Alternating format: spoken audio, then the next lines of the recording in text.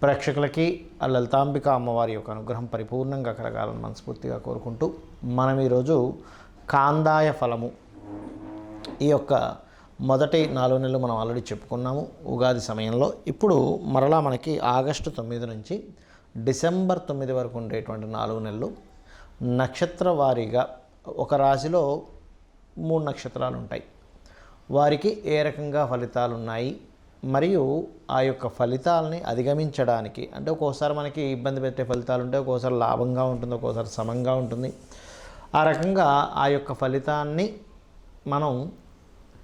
మనకి ఎక్కువ ఇబ్బంది రాకుండా క్లియర్ చేసుకోవడానికి దేవతానుగ్రహం ఏం చేసుకోవాలి, గ్రహారాధన ఏం చేయాలి, అదేవిధంగా గోసేవ ఏం చేయాలనేటువంటి విషయాలు మనం ఒక్కొక్క నక్షత్రపరంగా చెప్పుకుందాం. కాందాయ ఫలంలో మకర రాశి లేదా మకర లగ్నం, మకర రాశిలో ఉండే నక్షత్రాలు కనుక చూసుకున్నట్లయితే ఉత్తరాషాఢ 2, 3, 4 పాదాలు, శ్రవణ నక్షత్రము ధనిష్ట 1, 2 పాదాలు ఉంటాయి మకరంలో. ఉత్తరాషాఢ నక్షత్రం వారికి కనుక చూసుకున్నట్లయితే పర్టికులర్గా ఇక్కడ ఏ విషయంలో పర్టికులర్గా జాగ్రత్తగా ఉండాలి, ప్రయోగం చేసేటప్పుడు ఏదైనా రీసెర్చ్ చేసేటప్పుడు, ప్రయోగం అంటే ఇన్ సెన్స్ రీసెర్చ్, ప్రయోగం అంటే ఏదో దుష్ట ప్రయోగాలు కాదు, రీసెర్చ్ చేసేటప్పుడు పర్టికులర్గా జాగ్రత్తగా ఉండాలి. పార్ట్నర్స్ నుంచి ధన సంబంధించిన విషయంలో పర్టికులర్గా జాగ్రత్తగా ఉండాలి.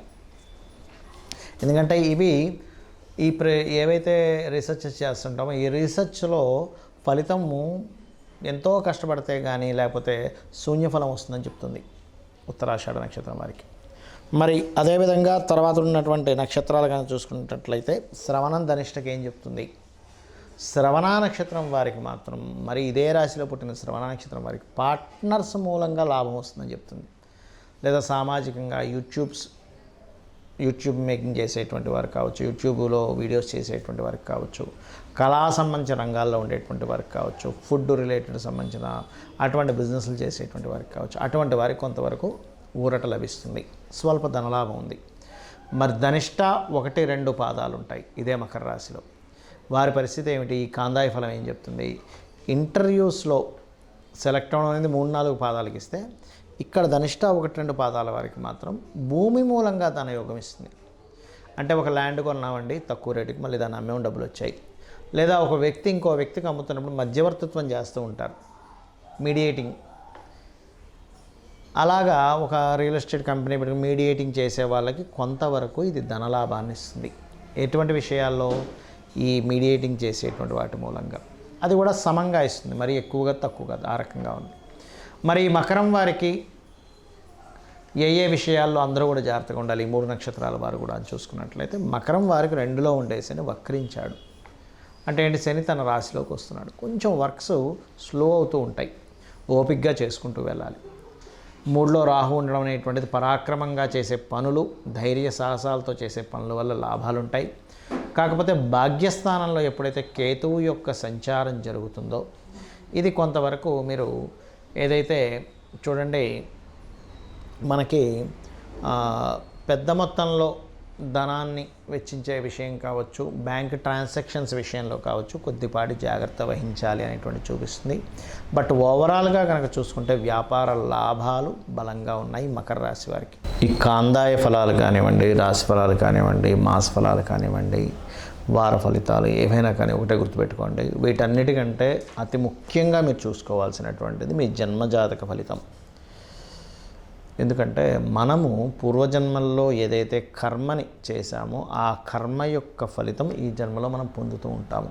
మరి ఈ జన్మలో చేసేదండి, ఈ జన్మలో చేసే కొన్ని మంచి పనులు, సహాయం చేయడం, మాట సహాయం కావచ్చు, లేకపోతే ఇంకేదైనా సరే ఎవరికైనా పుస్తకాలు ఏమంటే ఇచ్చినవి కావచ్చు, అది కూడా కొంతవరకు మనం అనుభవిస్తూ ఉంటాం, ఇక్కడ అనుభవించమని కాదు. కానీ మనం ఎటువంటి పుణ్యకర్మ చేసినా నెక్స్ట్ జన్మలోకి వెళ్తుంది. అది 12 ఫైల్స్గా మారుతూ ఉంటుంది. అంటే ధనభావము, భాగ్యభావము, పుత్రభావము, వివాహము, జీవిత భాగస్వామి ఎలా ఉంటుంది అన్నీ కూడా ఈ జన్మలో ఎటువంటి కర్మని చేస్తామో ఆ రిలేటెడ్ సంబంధించిన ఆ 12 హౌజెస్లో అది వెళ్ళి చేరుతూ ఉంటుంది. అది గుడ్ ఆర్ బ్యాడ్. అందుకే మీరు ఏం చేయాలి, మీ యొక్క పర్సనల్ చార్ట్ ముఖ్యంగా చూసుకోండి. మీరు ఎదగలేకపోతున్నారు, లగ్నభావం ఎందుకు వీక్గా ఉందా, స్ట్రాంగ్గా ఉందా, ఎందుకు అనారోగ్యం వస్తుంది, ఎందుకు మీరు స్ట్రెస్ అవుతున్నారు. అలాగే మరొకటి ఏంటంటే ఇక్కడ ధనస్థానం చాలామంది చూడండి ఎంతో టాలెంట్ ఉంటుంది కానీ డబ్బులు సంపాదించలేకపోతుంటారు. అంటే మీ ధనాధిపతి ఎక్కడో పాపకత్తిరిలోనో రాహుకేతు యాక్సెస్లోనో ఉన్నాడు. ఇదైతే ఎలా ఉన్నాడో దాన్ని బట్టి ధనం యోగం కూడా వస్తుంది. అంటే ఎలాగా, మీకు రియల్ ఎస్టేట్లో ధనయోగం ఉందనుకోండి, మీరు వెళ్ళి సాఫ్ట్వేర్ జాబ్ చేస్తానంటే కుదరదు, రియల్ ఎస్టేట్లోనే డబ్బులు వస్తాయి. సాఫ్ట్వేర్లో ఉందనుకోండి, సాఫ్ట్వేర్ కంపెనీ పెట్టుకుంటేనే వస్తుంది, అప్పుడు రియల్ ఎస్టేట్ చేస్తారు. అది కొంతమందికి రెండూ ఉంటాయి, సాఫ్ట్వేర్ ఉంటుంది, రియల్ ఎస్టేట్ ఉంటుంది. అలాంటప్పుడు డియోల్ ధనయోగాస్ అంటారు, వ్యాపార ధనయోగాలు ఉంటాయి. ఆ రకంగా చూసుకోవాలి. అంతేగాని ఏలినాటి శని వచ్చిందండి, సర్పదోషం ఉందండి, అందుకే నాకు ధనయోగం లేదనుకోవడానికి కాదు. అయ్యో ఆ ఇబ్బంది, ఆ దోషం ఉంటుంది కాదనట్లేదు, కానీ దానికి సంబంధించిన పరిహారం చేసుకొని మార్గం వెతుక్కొని వెళ్ళిపోవాలి. ఎలా అంటే, మనం ఒక ప్రదేశానికి వెళ్ళాలి, కూర్చొని ఆలోచిస్తున్నంతసేపు వెళ్ళలేం. సరే కాసేపు ప్లానింగ్ వెళ్ళడానికి ఏమిటి అని చెప్పి చూసుకోవచ్చు, కాసేపు మీరు ఆలోచించవచ్చు. కానీ చాలామంది తెలియక జీవితాంతం ఆలోచిస్తూనే ఉంటారు. ప్రయాణం చేస్తేనే గమ్యం వస్తుంది అనే విషయాన్ని మర్చిపోతారు.